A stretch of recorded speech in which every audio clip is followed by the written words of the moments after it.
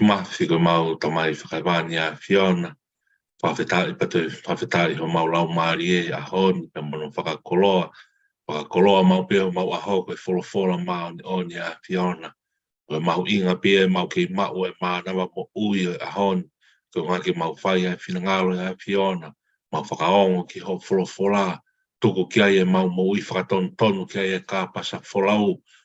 Ton kia ngai kaweinga whanonga e mau mo ui whakafoi tui tui. So mau ngai whamiri, ai siasi mau kau kia e whanoa, pure anga, tonga, whawhetai i he wholowhola maa mo maani oni a Fiona.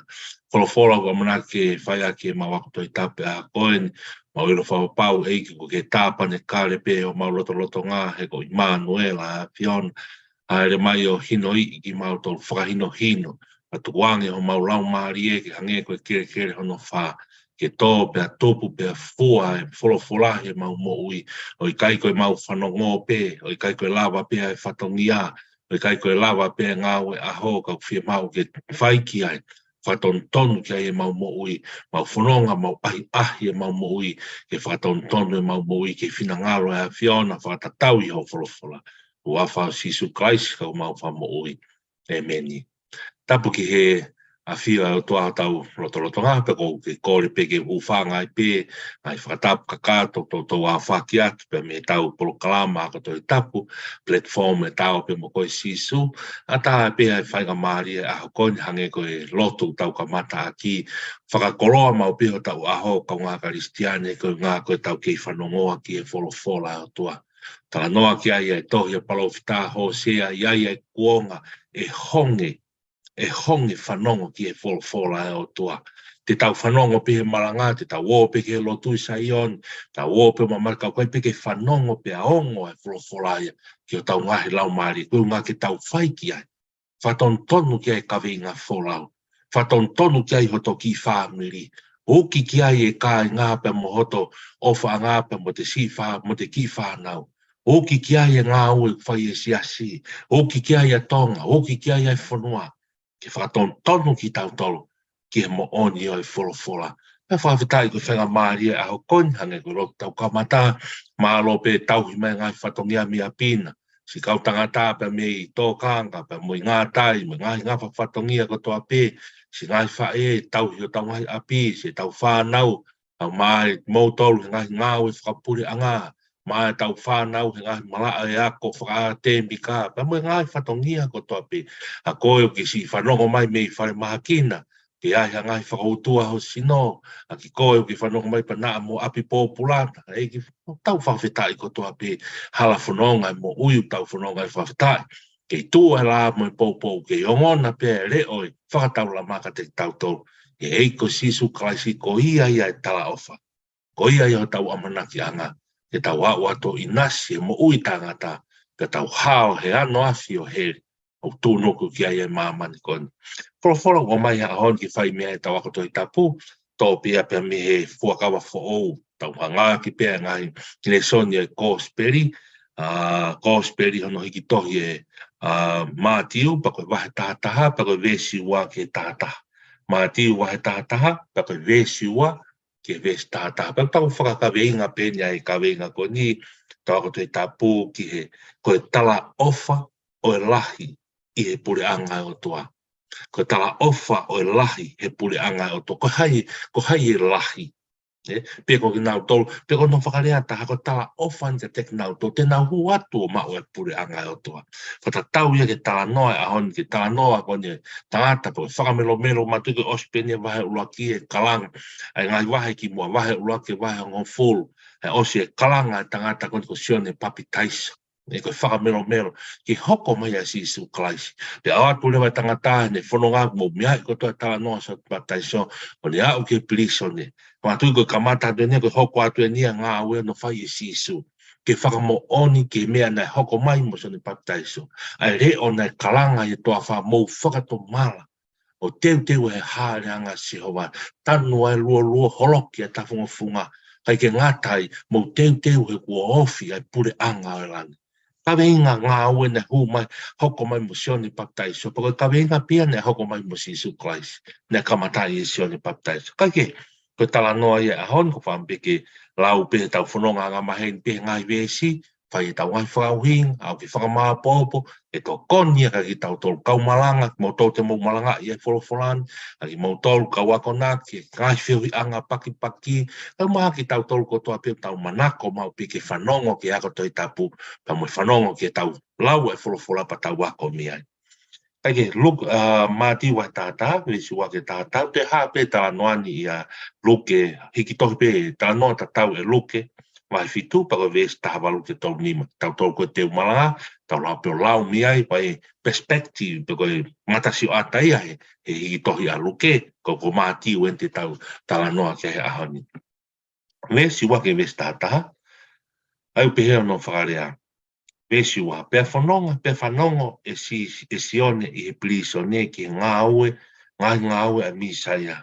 O ne whekau atu i hene kaua ko ke whehu i kia te ia vesi tolu o pehe ko koe ia nai pehe ke hau pa te tau amanaki ki hataha kehe.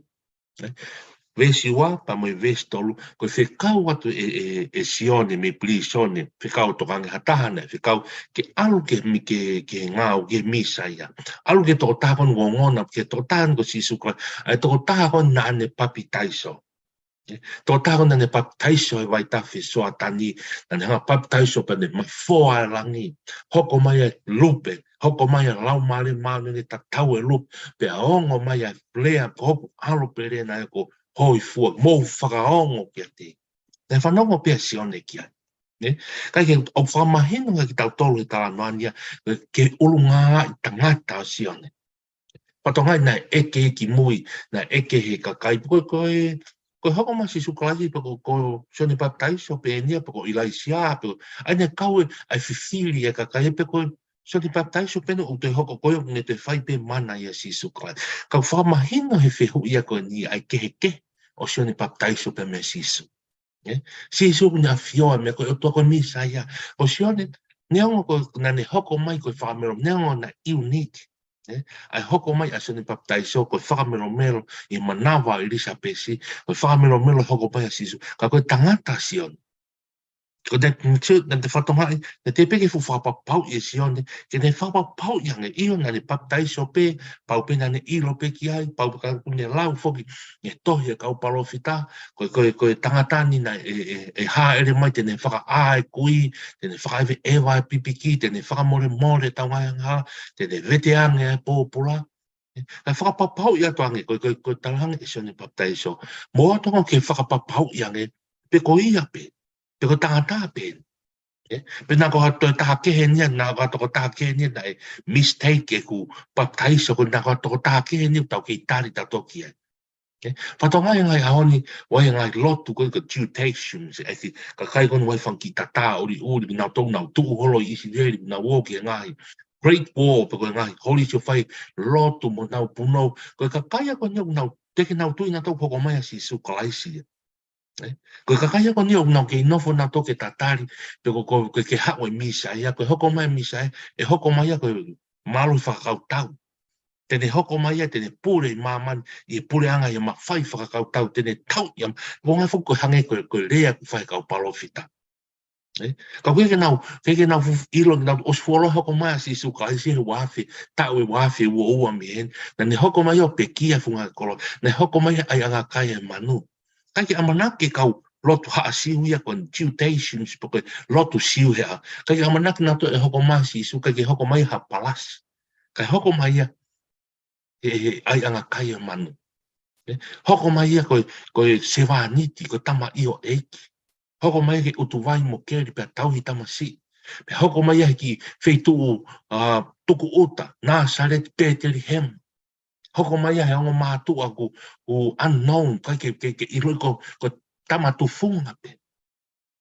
Whatonga, ko hinga ia ku hei ai kakai i hia hau ke kau lotu siwe ngai. Pau koe mai kai lotu o tai whakakaristiana i mamara. Koe ke nau tui na toku haere mai ai toko taha koni ai talanga i ke kau palofita.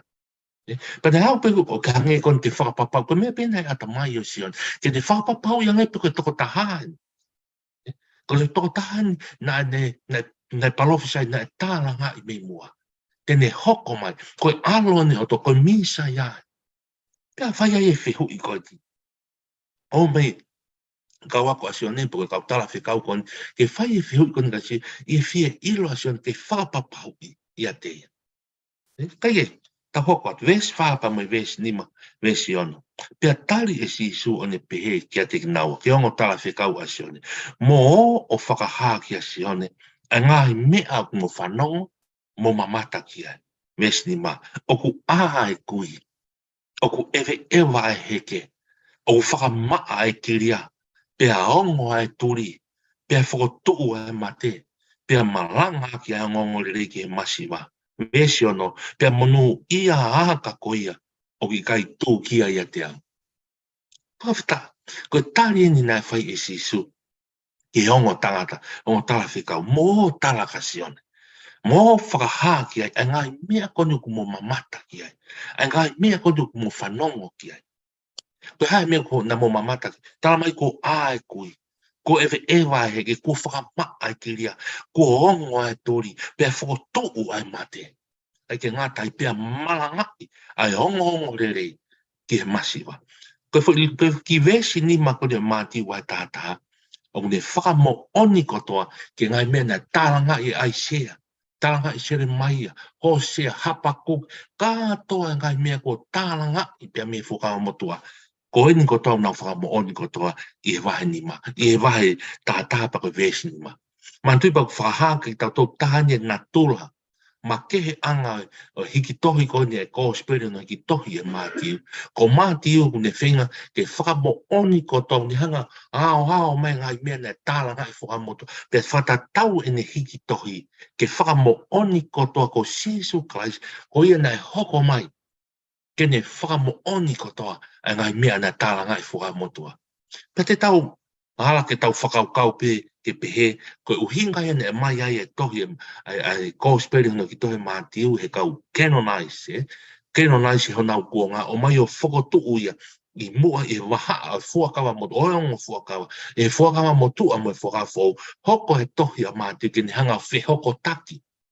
Whi hoko taki e fuakawa tua mo e whakafou, e tau kawe a mātiu ko Sisu Christ, o ia ni hanga whakaato, pene whakakakato kotoa, e ngai mea ko tāla ngai he whakamotua. Tau taha ne na tūla ia o mātiu en. Ai ni koku ne whatonga ngai, he ne ngai tāla noa kotoa, mi he kātoa mea mātiu wahe uraki o hau kia mātiu wahe wawaru, ke nau whakamo oni kotoa ko Sisu Christ, ko ia nane whakamo oni, ko ia o whakakakato, ko ia o tāla noa, ko ia o visone, ko ia ne palofisai ki ai. Ai whakawa motua o whakakato ia Sisu Christ. Pea koe ni pe. Ai a koni koe wahe ves ni ma koni pa asi ia koe ia Aisea no taha. Ma whaka maari ke lau Aisea no taha. Te hanga e whamoni whakatatau pe moluke wahe fitu. Tala noa pe moluke wahe fitu ves taha waluke tau nima. Ke whakamo oni koni. Ai kau a whatu kosperi ko Sisu Christ. Ko ia koe witness. Pa koe witness, pa koe ke mo tala ka sione. Pa kai ke ngata pe ke tala sione, o whaka mo oni mai ka ki tau tolu. A ki tau tolu e kua ngā mo, ngai kuonga. A o mai ko seni tuli, amana ke hau ke seni tuli ua e lotu, e we siri ana, lotu wha we siri ana i tonga. Kei whaka mo oni pe ai wholoforan ka te tau tolu. Ia, it's true. It's Jesus. Ko Sisu Christ na e hoko mai o peki ai funga ko. Ko Sisu Christ ko na e hoko ko tama a mere pe mo sosifa. Na alo ia. I nā sari ai alo i Bethlehem. Siuta. Ko tama ai tufunga. Ko Sisu Christ ai nia o tau whamu oni ko toa. Ko nia na tau tatari ki ai. Ko nia tala ofa ko mei he fuakawa motua. O tau amanaki ko toa. Ko Sisu Christ. Ko whakamo onia ka ki tau tau. Whakamo onia ka ki tau tau ka ngā karistiane. Tā ko kai ko tau lotu ko mo tau tari a sisu, e tau malanga a sisu. O kai ko ha koto lasupe. Pa kai ko ha koto kai whaka amana ki noa pe ka te tau tau. Ika. O tau whakamo oni, o tau whakapapau ko toa. Ko sisuen. Ko sisuen tau tuia. Pa tau whakawhetaki ai. Tau whawhetai he tonu e tau tui. Tau whawhetai he tonu e tau. Tau whamo oni ki ai. Tau mo oni hiwa koe tau whan. O mo oi hau mau e ki io. O ki kai ke mate ia. Whamo oni ki ai mau tui. Whamo oni ki ai ho mau loto. Whamo oni ki ai ho mau ata mai. Whamo oni ki ai e mau mea kotoa. A sisu ko tane haere mai. O pe kia pe toi tuku. Ke mau kaunga e ai. I e pure anga o tua. Whawhetai hange ku au tala noa pe ki ai. Sa me te au whāno, pa koe vesi ni mā ke vesi o ngā futu ki lau le rekot. Me ko hiki whawhetai, ko hiki tuku koloria, ai whaahinga e tangata, ai whatu sa me, ki whamo oni e tangata, ia ko sisu, ko engia, ko alo engia o tua, tau whamon ko o tuan tau po, ko o tuan yo mo ui. Hange ko tālanga i he taimi koe, i he kau o tua mo a i neiafu a wao. Ma tō tālanga i koe pō pehe, koe hae toi o tua kona o mai he kau papara, koe hae toi o tua koe. Ta koe wha mo oni e koe ne whai atu e kau karistiane, pia koe rea ne whai koe o tua ni ku rea. O tua rea, ai ngai api tupu ai ai loto ne iafuawa. Koe o tua ni ku rea. Na kai ki tala noa o tua mo ui o tua ku lahi o tua ma, o tua ni ku rea. Koe ngā koe wholofola, o kune wholofola mai ka te tauto. Hange ko tala noa ko nane wholofola kia ki hongo ako ko ko hongo tala whika o sio mo tala kia locos ko lea mo tala kia ko o tua sio ne vai ua ki vesula e kamata hanga na wholofola ko o tua a wholofola ta ko hoko a wholofola o kakan lea pe wholofola lea o tua lea ko wholofola mo tala kia mo lea ka sio ko o tua lea sisuen, ko ne whaka āe kui, ko ne whakaiwe ewa heke, ko ne whaka maa ai kiria, ko ne whaka aongo ai turi, pia whakotua. Ma kate au koe me koe uho pēni, o mātiu wahe ni mātiu wahe tātā vesi ua ke tātā, ai vesi ni mai, ki fui leine ko ne ai tari a sisu, ne whai ke heongo ako. A sione, ke nao tāka sione. Koe ke ngata whakamo oni ka sione, kau whakamo oni ka te koe karistiane. Te wha mo oni kia te apa, mo oni sa me te wha no pako vesi ni ma, monu ia ka koia kune mau e o tua se kope mono pare tua. O ku tu o ne whalala kia Sihova, ko Sihova ko hono o tua.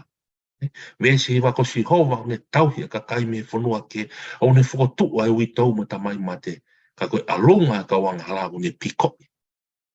O sisu ka ko whakamoni ia. La monu ia tonu tau fie pa tau pata, e tau whakamo oni whakataha mo sione pa taisa e han, e ata mai whakangata ngata e tangata, o tau whakamo oni ta ia ko Sisu Christ. O Sisu Christ tonu pen, pia ko tonu e tau tui, pai ke tau tui mo tau lotu, tau whai, kia e ko Sisu Christ, ko whakamaha mahalo, ko assume pe, ikai, o tau whai ene tau ilu, whapapau, ko Sisu Christ te tau hū atu ai ke mau e mo i tangata. Mes fitu ke vesi wa, pe kona o, pe hanga si su o rea ke kakai ia sione, ko nau, ko mou alu atu ke toa whake siofi e ha, ka koe kaho a pe o gulurui e he matangi o, mes walu, ka koe ha nai na mou alu ke mātā ko tangata ape na kofu silika whakatafu o e whahinga kofu silika o ku ihe api o ngahi tui mesi wa ka komo alu atu kiha ke mamata kiha palofita aua talatu o ku lahi ia palofita. Hanga lewa tala noa si sui au nia tala noa he vesi fitu ke vesi wa ka lewa ke te osi ene tala noa ke whamu oni ko ia ko sisu klaise ke whamu oni ke alu pe maunga tala whekau kon ki a sion. Hanga lewa si sui a tala noa ke ka kaina e tuu mai. Ka kai koni na anau whio. Mai na whau talu e whanonga pe a si sui a mea māti wahe uruaka vesi o dai whanonga mui pe kau siu. Mui kau whare si, kau sātu si. Na nau mui te ria na hamia ke nau puke ai a sisu, na hamia ke nau hanga o whakatare i a sisu, nau mui pe ke whakahanga. Pe hanga ke lewa sisu ka te nau, ko mo wo ke toa whake mo sioki, ai ko tala noa ni a sisu ia, ke kau palo fita ku nau tala whekau he toa wha. Tau ilo ki tato me ngahi mu, wahe ki mu a māti e tāno, ko sio nenda kono teu ngā koe fulu i sipi, kono teu ngā kono mea toko ni koe he e oe wāo pe moe, koe nau nofu, nau whakamā onu nau nofu o kalanga pe he toa wha. Ke whakaongo e re o sio wa, ke o whongi pe kalanga e māmani koe, ke nau ngā we. Pa koe whātokanga si sukon ke kau sātu, lahi tama ke mo o homo e kau whāre si mo hasi, mo o mo toki whāsi ai kofu siri kā mo kofu tolo whāpa mo e ngahi koro ama te unga masani i kai te mo mao i mo tole whare tui. Ka koe toa wha, te mo mamata ki mo toki a palofita. Ta koe palofita ko ia, o ne toi lahi hange ia toi palofita. Ai koe tala noa fuke nia ka sioni. Na tala noa fuke ka sioni patais ke ngā ue nai whai. E koe sione patais ko ni ko tuku pō pula ia he kau whare si, mo kau hou e ki tau lai siu, mo ka kai kau takina nau tuku pō pula e ki nā toa sione, ko ngā kone maranga i ta mone talaki e whora e otua. Uhinga ni tau, ta koe rea ho o kone a sisu ke mahino ki nau to, o mohanga mo toa tuku pō pula e palofita o kulahi hake i he kau palofita. Uhinga ni ke sione. E ko ngā uhinga kulahi hake, e ko sione ni tau poto tatane hoko koe whakamelo melo. Hoko ne whamero mero, hiri a sione, koe hoko mai a sisu kaisi. Katoa kau palofita kone talu me centurion, no centuri wal, whanonga mai. Uman ko suen, centuri uraki, centuri, ko sione pataiso, hiri peia ko sisu. Uhinga ne lahi, a sione pataiso. Kone hoko koe whamero mero, e hoko mai ai eiki ko sisu kaisi. Kaike, o nofo o mahu inga ia he vesi fitupa mo vesi wa. Mahino pe tala noa ia he hoko sione koe lahi i he pureanga he wani hoko sione lahi i he kau palofita o hange koe ono hiki ia e sisu Christ ko ngā koe ne ngā ue whamero mero nai whai. Kau nofo mahu inga ia e te tau tolu kau tala o ngongore rei. Nofo mahu inga ia si kau whai whikau, kau se tuata. Kau malanga, kau wako naki. Pa kai ke ngā tapia o whakangata pia, ka te koe pia kua moau o tau tuu hake o tau kuangan ke talaki a ngongore rei a Sisu Christ. O kai ke ngā tapia tuu ngā malanga, kai e potu koto ape i he ngahi i hala pure anga, wai kau malanga whaevangerio, na kakai una wat ki whare mahaki, na wat ki prison, toko lahi una malanga, ngau e ake social media, Facebook mo YouTube, ke nau malanga i ai wholofola. Ka te au, te ahoni pa mo wholofola e ahoni ia, o ni hanga hiki hake, a ki nau tolo o nau tau kawe ai mo oni a gospel. Kai ke ngā tai, o tala noa tuku penka ka te koe tamai pe mo i whae, o tau malanga i, o tau tūtū i ai gospel i he lotonga, hoto family. O tuku penka kia taha pe, kia te koe, o ke tari a sisu ki a mo, pe au ke tū he ahon ke malanga i e wholofola e o toa. Ko tala noa, ko e lahi ki tau tolu, i he lahi e kau palofita. Ko e lahi ki tau tolu i he whaahinga. Pe ko e whaahinga ko ia, e kau tala ngongre rei ko ia, ko ki nau tolu ia nau lahi, i he pure anga o he wani. Ko ki nau tolu ia tau pe mo e nofola, e nau tū o tau kawe mare, ai mo oni e wholofola, hangi brea, tau kawe tū he mare tau kawe ai wholofola, ai lotu tohi tapu i o tau kuangan. Ka te hau ia, koe whi vesi fitu ia mo i vesiwa ko ni, ke hiki hake a ki tatu, pa koe mahu inga ia, e tau nofo hifo, ke wahe, ta mo malanga ia, gospel. Tai mi tau feo hia mo tau kau ngā whanonga. Tai mi tau kau whetau laki atoe mo tau kau ngā ue, kau ngā mo ui, mo tau ngā friends. Tau tala noa he mo oni folo. Mahe wahe e gospel e folo. Ka te au ko tala noa aonga taha pia ke tau whaiho tau konga e aon, ke tau wahe. Ai gospel i me ongo le rei o Sisu Kai. Tau tala noa he tāpu aki mo ofa au tuau ke lawe ai, pe au lawe ai. Whi hui atu ko kau ngā pirim, whi hake ho mo ui. Whi ho wā pe mo eiko Sisu Kai si. Whi ho tuu o tau kawe ho mo oni pa mo no malangai.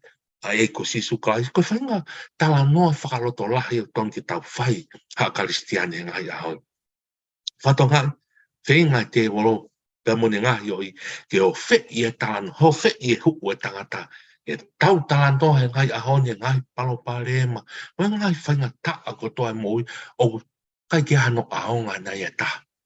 Ke tau moi, pe mo tau hio tau wā, pe mo tau otu. Kai ke, mes fitua me veso o fuko nof, e ku nof e ku whakaukau ako ke mahu inga o tau talaki, pe mo malanga i a ongo le leo Sisu Klaisi. Mes o fuko hano wharea, koe nia e kau ki ai, nia kau ki ai ai wholofola wakai, o kou whekau e au e hoku whakamelo ke mua kia te koe, ai a tene ngauhi ho hala mo ou. Ai ko tala no mahino penia, tala no penia ka sione baptaiso, ko palofisai no sione baptaiso, ai ne whai e malakai wahe tolu pa koe vesi uluaki, tala no e pehe malakai, wakai o kou tuku atu e ku tala whekau ke ne teu hahala i hoku ao, pa koe egi o kou kumi ki ai tene hau whakafoki whaki ono tempare. Koe ni he malakai wahe toluan, koe ni whakamo oni ia mātiu wahe tātaha pa koe vesi o kou hanga u tau tala noa, ma kehe anga o mātiu he kau whatu kōsperi, koe whenga mātiu, e whakahin mahino ki mahamani, ta te ki tau tolu kotoa ko Sisu Klaisi, ko ia uni hanga whakamao po opo kotoa, anga palofisai e fuakawa motu a. Koe vesi tātaha reo vesi whakaosi, vesi tātaha pia no wharea, ko a ue ko talatu, e ka kai kotoa ko whanau i he whiwhine, ko te ke whakotuu hatoko taha, o ku lahi i asoni baptaiso. Ka neongo pe ko hai ia, o whakaange i puri anga he wani, ka kulahi i a sione.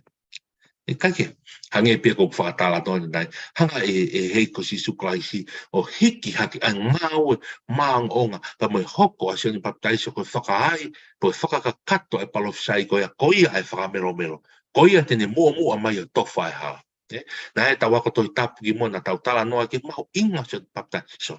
Na kei ke te hoko mai a Sisuia, pa mo ne kawe inga malanga, ke ne malanga i mou whato mala he kua ofi a puri anga atua. Na skamata e sione. Na skalanga e re o ia toa whawus, hiki e loke, hiki e mātiu he kau whatu kōsperi, mou teu e puri anga atua, mou whakato mala he kua ofi a puri anga alangi. Koe kawe inga, o si hanga e sione baptaiso ia whakatoka ia. Whakatanua ta funga lua pa horoke ta funga, ke hoko mai a Sisu Klaisi, ke malanga i, ai fo i malanga po kaweinga ta tau ko ia, kaweinga malanga ta tau ko ia, uos kamata ke whakatoka ia he loto e tangata, so ngā ko sione baptaiso. Pau ngā tala noa ko ne vesta taha, e pehe e wholofola a Sisu, e hiri o a sione baptaiso. Kai ke hange ko whakatala noa ka nei, ko no whawia apply mai en ke reflections ka te tau tau kau tala o ngore ri o tau konga. Ko whakaloto lahi en ke tau tuu haki o tau konga o tala ai o ngore ri o Sisu Klaisi. Oki ai whakatomara. Tau hoko pehe ngai ahon o hangeha kau sione baptaiso. Tau papi taiso ake kakai ake lau mare maani on ai lotu hu fia pa mo lotu tāpu ake o langa e mo ui he lau mare maani oni. Kai ke ngā tai tau paki mā i sakalame niti o e oho mohe. Tā pe mo sino e ko Sisu Klaisi. Kai ke ngā tai wholofola o tua tū i he loto e kakai. Malanga i e moni e wholofola. Ai ongongo le lei o Sisu Klaisi. Ai ne hoko mai o pekia funga e kolosi. Ko ia e tui ki ai. He kai tene auha. A tene mau e mo i tangata. Mau inga o ngongo le lei. Ko ki nau tolu ia. Te nau hange ko sione pa. Te nau tatau mo sione baptaiso. Te nau hoko koe lahi i he pure anga e o toa. Ka eke atu e hata kohai a lahi e pure anga e toa. Ai toko taha, a te koe, ta mai, pe moi whae, tala mou mo whine mou, a ki tau tolu kau ngā pirikim, kau whaifu kau se toa, kau tala ngore rei. O tau tūhenga i ahon, te talaki a ngongore rei a Eko Sisu Klaisi. Whatonga yang, Kai ko unga pe tu malanga ia potu pe. Whanonga hala puri anga, loi whamau sita, ngā tai wharehang, tau wahe mōni o tau kawe mōni e kōsperi. Ka te au, ko lea whora koni, ka te tau tō, ki mau inga i tau hange ko soni paktaiso. E tau whakatoka pa tau kaunga kau whataha mo Sisu Krais, he o whongi e mau inga, e tau whakatomau, ofia puri anga ilang. Patawangi pa ulelei atu e tau, ko toi tapu e ni ko tui to konia pe ka te mau tol hulu pe kini ya fola ahon ki no malanga ya fola nga vest fit ya no malanga ai ke nga tai vai nga fio anga tano nga fio anga paki ka ma foka tau tolo tau manako pa tau fie pe ki tau whanongo ke fola to tala monu at ke nga whawhatongia ko toa pe malanga pa tau hange ko fola ahoni pa mau inga pe hiri yo ahon ai mau inga ai tau tō he ahon te talaki a ngongo le rei e Sisu Kraisi. Neonga whakawhi ātungia, neonga whaka hoko peho tau ngahi kakano whakatapu me materia tau mo te whakawhi ātungia e ki tau tōru. Ko ngā ko tau tō he mo oni ai whora pe hoko peho māmani, materia māmani ko inu. Ka tau tō ka haiwi pe, oa te tau whiu he whaire rei. He te tau otu i ono whai tau, o ka pau he kai te tau wai. O toa mafi mau whawhitai ko whora a koen, e hanga hinoi e mau moi kai ke ngatai mau whamo on ko koi a Sisu. Ko koi a aloto, ko koi a misa. E pako mau rea ko toa. Rea ia Wesleyana, Karistiane a Tonga, mau rea ko koi a Sisu Kraisi a misa ia ko aloto. Ko koi a mau maua e moi, pa mau maua lahi a pito. Hulu atu e mau maua e moi tai ngata. Whawhitai kai ke ngatai. Ko ngai fola au kia ngā whakamahi no ai mahu inga ke mau tūho mau kongani ke talaki a ngongo le rei a Sisu Kraisi. Ia social media, ia feitu, ia potupe, mau wahe, lea aki, ai mo onia mau whakatomau, e ko wawe a ofi mai pure anga e otua. Awhi me mau ngahe kofi, tali a Sisu ke mau mohi. Tā pe kina au tolu kotoa pe mea mai o pe, nang wha mai a ngahi polo kalama, ai platform e tā pe mo koisiu, tā pe kina au to, so mau ngahi family kotoa, hoko ate tau whanonga, e mau mua pe eika mau mui atu. Wafa Sisu Christ ka mau wha mo ui. Amen. Malo pito mo mea mai, mo mea.